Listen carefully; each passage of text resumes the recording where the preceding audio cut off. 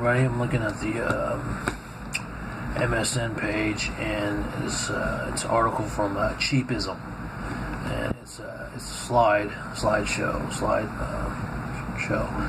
something, and it's watch out for these tourist traps in all 50 states. So there's 51 slides here, and all 50, there's 51 slides here, and it says here, for better or worse, inside trap, for better or worse, tourist traps are part of the American landscape. Countless overhyped, colorful, quirky, and sometimes downright mystifying spots draw sightseers nationwide. Whether a given attraction qualifies as a tourist trap is often in the eye of the beholder. Travel blogger David James, the Gypsy Nester, had his own tests. Visitors usually leave feeling a little swindled. Quote, but we love tourist traps. David cannot pass them by. His wife says, Veronica James. Quote, boomers are really into this stuff because when we were kids, that's where we went. We would pack up our station wagon and go to these places. End quote. And it says, some of the iconic locales now overrun or overrated. Others lure road trippers out of the way of their intended destinations. It might be cheesy, inauthentic, overpriced, crowded, boring, ugly, and just plain not worth the time. We talk to travel bloggers and industry professionals and read online reviews to identify tourist traps in every state. So, let's see here. Here's one in Alabama. This is the first one, and it says, at the McDonald's in Northport, bronze bust or photo commemorate the day in 1984 when President Ronald Reagan came by for a photo op with the Big Mac. The goal, in parentheses, says the goal was to make him look like an average Joe, which he made clear he was not by asking an aide what he was supposed to order. And it says, although the plaque reads, quote, President Reagan ate here, Roadside America reports that the restaurant where the Gipper ate was demolished, and the original memorabilia is gone. A new McDonald's was built on the same site in 2006.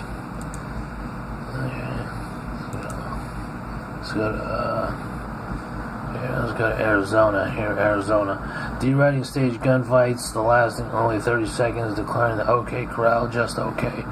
Critical reviewers say the town in Tombstone is worth only a visit to true cowboy fanatics, and even they might want to rethink this destination, which detractors label gimmicky and overpriced. Let's see here. Arkansas. Creator of Diamond State Park in Murfreesboro is said to be the world's only diamond-bearing site open to the public. But some reviewers scoff that they could find the same variety of rocks in their driveways. They report that kids quickly lose interest in digging in the hot sun and hard dirt. Better to skip the fee of $8 for adults and $5 for children. Okay.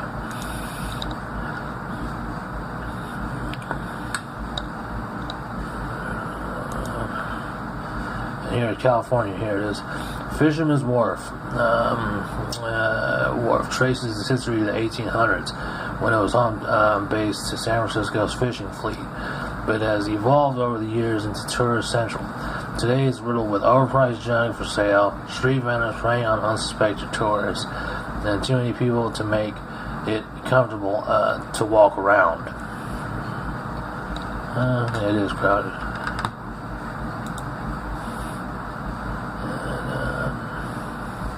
And, here's, what do you call it? Let's see, let's go here. Here's Colorado here.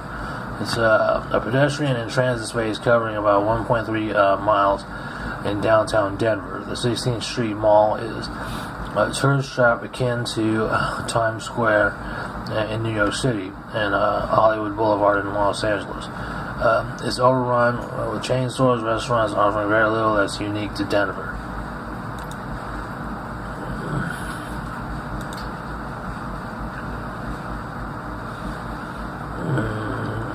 Here's Delaware, and it says it seems a tad unfair to continue calling it a well in Lewes,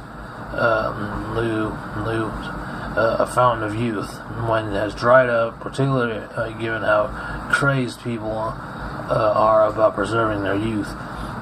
It's said to have been discovered in 1531 by the area's Dutch colonists. And then, but it's unclear what made locals believe the water had such magical powers, or what makes the tourists believe the well is worth a visit.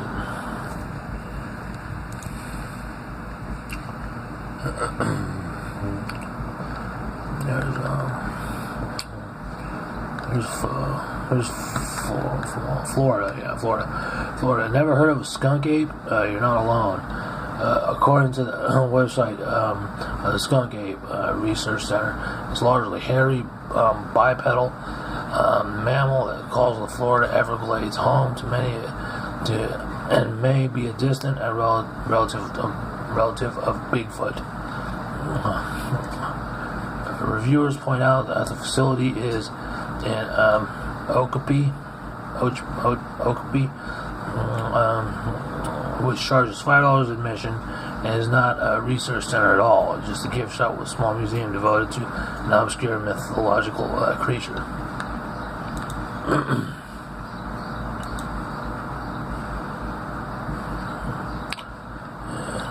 Here's one in Georgia.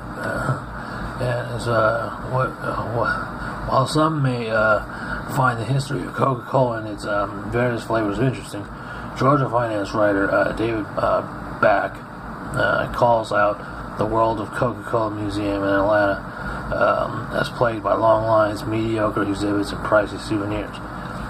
Visitors pay $16 for adults, $12 for children to enjoy what amounts to a giant Coke commercial. There's a Hawaii here. It's a retreat for Hawaiian royalty in the 1800s. Honolulu's world-famous Waikiki beach is now plagued with crowds and trash. It has attracted with a large homeless population and the likes of Hermes, Gucci, and Prada. Visitors have described the commercialized beach as a cross between New York City and Miami Beach, and not in a good way.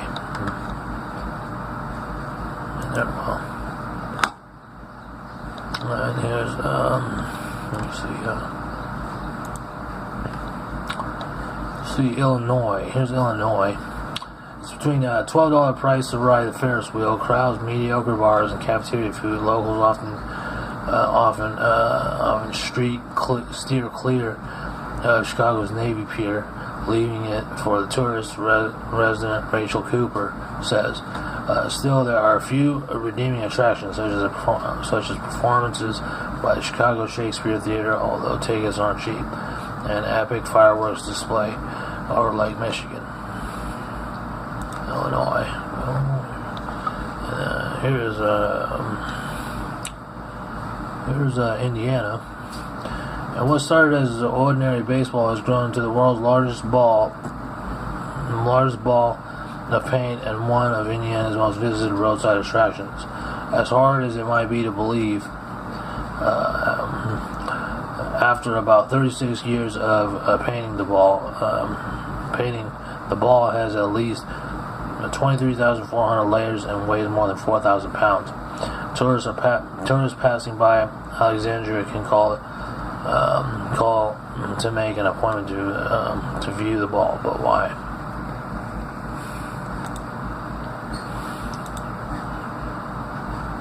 Here's Iowa. There's not a whole lot to see here, folks. That's one of the primary criticisms of Spook Cave.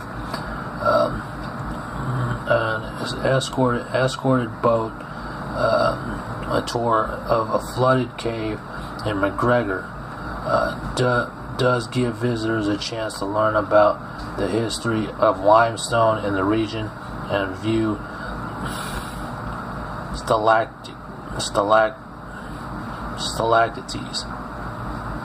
Okay. Whether it's worth $12 for adults and $8 for children is the question. There's also a pricey gift shop.